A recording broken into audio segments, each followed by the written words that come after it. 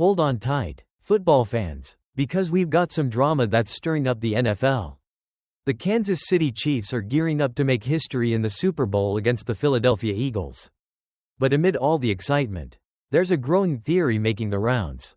Some folks believe that the NFL is unfairly helping the Chiefs out with favorable officiating calls. Well, NFL Commissioner Roger Goodell isn't having any of it. He's firing back at these accusations in a big way. Is there any truth to this ridiculous theory? Or is it just fan frustration talking? Stick around as we dive into Goodell's response, what he had to say about the Chiefs' dominance, and the future of officiating in the NFL. You don't want to miss this one. Let's break it down. Goodell's response to officiating theories. Alright, let's set the stage, as the Kansas City Chiefs get ready to face the Philadelphia Eagles in Super Bowl 59. Some fans have started to throw around a pretty wild theory, that the NFL is somehow helping the Chiefs. Especially with officiating calls. Yeah, we're talking about the idea that the league's officials are making calls in favor of the Chiefs, whether it's penalty decisions, replay reviews, or key moments in the game. Now, you might be thinking, could this really be happening? Well, Roger Goodell sure doesn't think so. During his annual State of the League press conference, Goodell shot down the theory with a pretty clear statement. He called it a ridiculous theory, and was adamant that anyone who seriously believes it has lost touch with reality. But that's not all. He went on to explain that while these kinds of theories reflect the passion of the fans, they don't hold any weight in the actual way the NFL operates. Officiating is a crucial part of the game, and the men and women who officiate in the NFL are outstanding. Goodell said, it seems like he's not just defending the integrity of the league, but also taking a stand for the officials who work hard to keep things fair. So, there you have it. Goodell's pretty clear. The idea of the NFL rigging games for the Chiefs? Just a theory with no legs to stand on. A record-breaking season for the Chiefs. Now, let's talk about the Chiefs themselves. They've had a phenomenal season, finishing with a 15-2 regular season record, and they're gunning for a historic third Super Bowl win in a row. And while some fans may think that's a sign of favoritism, Goodell had a different perspective. He pointed out that the Chiefs' regular season record is proof of the league's competitive balance. How? Because many of the Chiefs' victories came down to one possession, which means they had to work hard for every win. In other words, the Chiefs didn't just steamroll their way to the Super Bowl. They earned it, and it's not because the league is making sure they win. It's about the competitive nature of the NFL, which is what makes the league so exciting. The technology debate, first downs and ball tracking. If you've watched any Chiefs game this season, you've probably seen some late game drama. A lot of their wins came in nail-biting moments, including their thrilling AFC Championship victory over the Buffalo Bills. That game, in particular, featured a controversial fourth down attempt late in the game, with officials ruling that Buffalo's quarterback Josh Allen was short of the first down. This sparked even more questions about the accuracy of officiating. Enter technology. Fans have been asking why the NFL doesn't use ball tracking technology to eliminate human error when measuring first downs. Well, Goodell addressed that too, explaining that technology is still a work in progress. According to the commissioner, ball tracking technology is complicated and challenging to implement, especially when it comes to measuring first downs. Why? Well, for one thing, first downs and touchdowns are determined by the placement of the ball, not necessarily the ball carrier. And with the football being oblong in shape, measuring it accurately can be a tricky task. But Goodell was hopeful that ball tracking tech could be a part of the NFL's future, saying that the league is testing it in preseason games and continuing to evaluate its reliability. We're testing it to see the accuracy and reliability, because you have to get it right, Goodell explained. While this technology could eventually change the way we view first downs, the league wants to make sure it's done right before fully implementing it. The NFL's push for replay and transparency. Goodell also touched on another hot topic, replay assistance. Over the years, the NFL has increasingly relied on replay technology to assist referees with difficult calls. And it sounds like more could be on the way. For example, replay assist technology is used to get additional angles on plays that officials might have missed or were too close to call. Goodell suggested that face mask penalties might even be added to the replay assist system in the future. And here's where Goodell really takes a firm stance: when mistakes are made, the NFL owns up to them. "We're not afraid to admit when we make mistakes," he said. The league has been more transparent than ever when it comes to correcting errors on the field. And Goodell acknowledged that the NFL still has work to do in terms of communicating and educating fans about rules and calls. What about flopping? And speaking of rules, another issue that's been brought up, especially when it comes to officiating, is flopping. You know, when players exaggerate or fake injuries to get a penalty. But Goodell didn't seem too worried about it, saying that flopping hasn't been a major issue in the NFL. He did acknowledge that the competition committee will continue to evaluate various aspects of officiating during the offseason. But for now, it seems like flopping isn't high on his list of priorities. Conclusion: the Chiefs are not being favored. So, there you have it. Roger Goodell has made it clear that while passionate fans may have their theories, the idea that the NFL is rigging games for the Chiefs simply isn't true. The Chiefs' dominance this season is more about their talent and grit than it is about biased officiating. And when it comes to officiating as a whole, the league is working hard to improve and make sure the games are as fair as possible. So, as we gear up for Super Bowl 59, rest assured, there's no script here, just two great teams battling it out on the biggest stage. Alright, folks, what do you think? Is there any truth to the claims that the Chiefs are getting some extra help from the league? Or is this all just fan speculation? Let me know your thoughts in the comments below.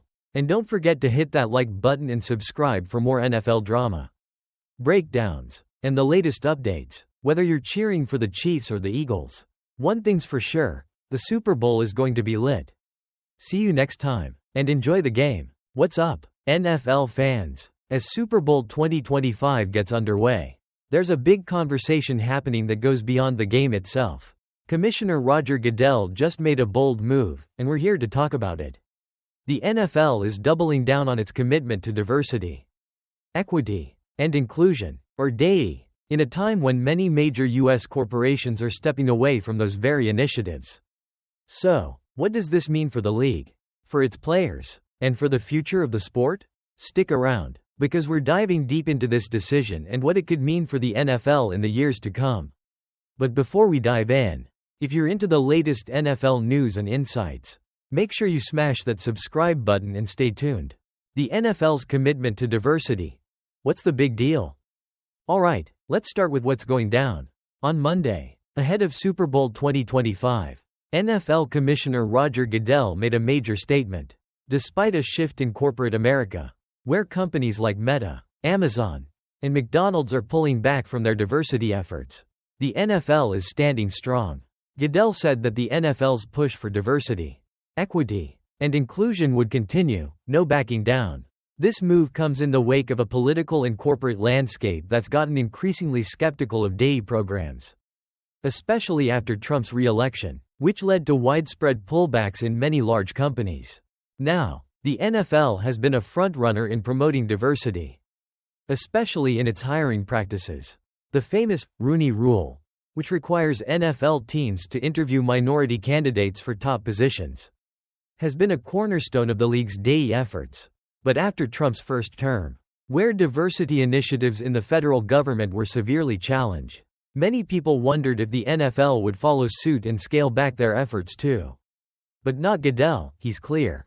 The NFL believes in diversity not just because it's the right thing to do, but because it works. The NFL's past and current DEI stance. Why it matters.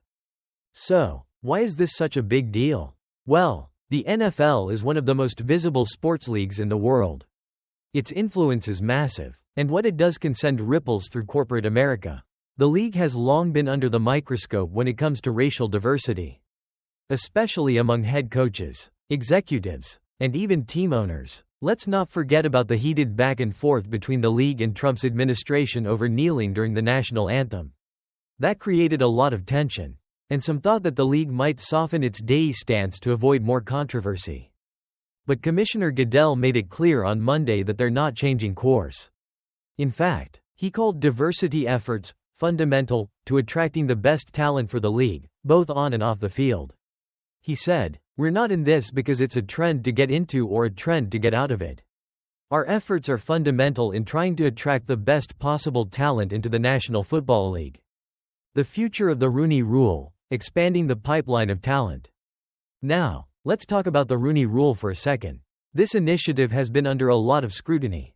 But Goodell emphasized that the goal is not to enforce quotas. Instead, the rule's focus is on looking at the full pool of talent, and that talent includes diverse candidates. Teams are required to interview minority candidates for top positions. But it's up to the team to make the final decision. It's about opening up opportunities, not guaranteeing a hire. And in a world where some companies are scaling back day programs, Goodell's words are a clear indication that the NFL will continue to move in the direction of inclusivity. The broader context: corporate pullback on day. Now, let's take a moment to put this in perspective. Recently, we've seen a number of big-name companies scale back their day efforts. Corporations like Walmart, Lowe's, Boeing, and John Deere have scaled back initiatives, with many citing changes in political climate, particularly after Trump's re-election. One of Trump's first acts in office was to issue an executive order aiming to cut government day programs, which set a tone for corporate America to follow. Amidst all of this, the NFL's stance is noteworthy. It stands out as a prominent player, no pun intended, in an ever-shifting corporate world. While other companies are walking away from diversity, Goodell and the NFL are doubling down. This is a big statement in itself, especially as DEI remains a hot-button issue across America. What does this mean for the NFL?